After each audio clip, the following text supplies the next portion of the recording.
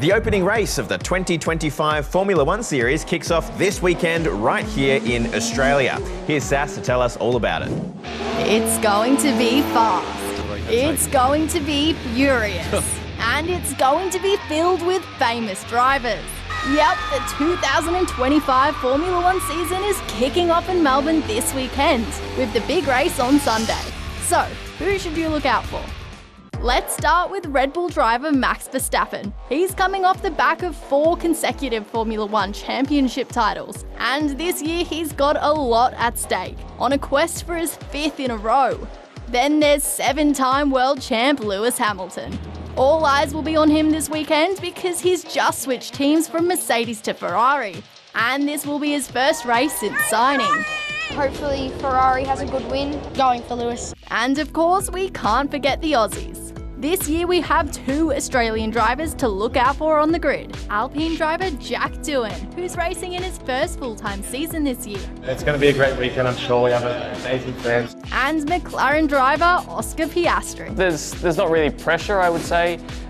Just a lot of home support, which is really cool to have. Many reckon he's a serious contender this year and could even become the first ever Aussie to win the Australian Grand Prix. He's going to win, guys. We all know it. Do you have a school holiday trip to southeast Queensland planned? Well, tourism operators want you to stick to your plans. Some are worried that families might cancel their travel plans after ex-tropical cyclone Alfred left a trail of destruction along the coast. But local businesses and councils say even though the beaches might look a little different at the moment, they still have a lot to offer.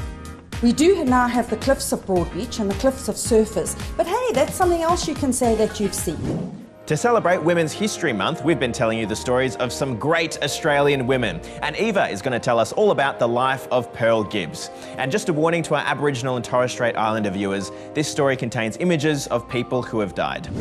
This is Pearl Gibbs, a leader and activist who lived, breathed and ached for the rights of Indigenous people.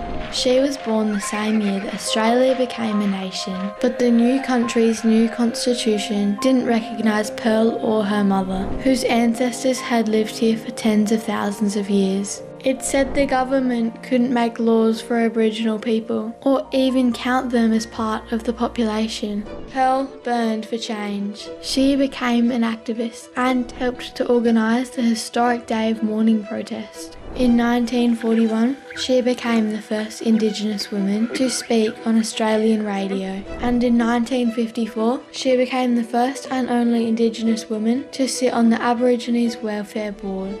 Pearl and her fellow activists campaigned for a referendum on removing the sections that discriminated against Indigenous people.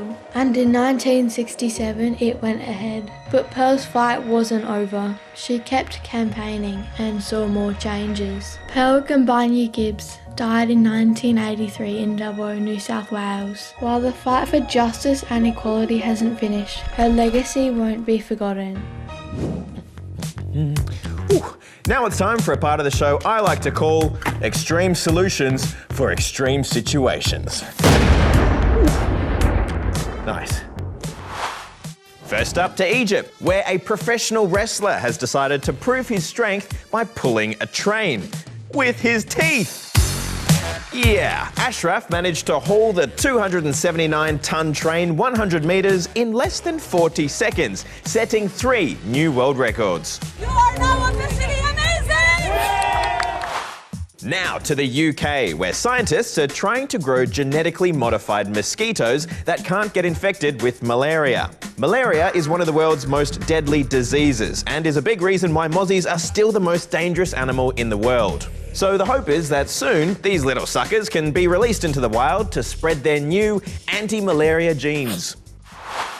And finally, to a rescue mission in South Australia. It took a team of SES volunteers, firefighters and other emergency workers to rescue this calf that had fallen down a deep well. Luckily, the calf seemed fine after being rescued and was reunited with its mum. Yeah, something special to be able to help an animal out and get them, by all means, looking healthy and safe. Well, that's all from us this week. Have a great weekend and we'll see you on Monday. Bye.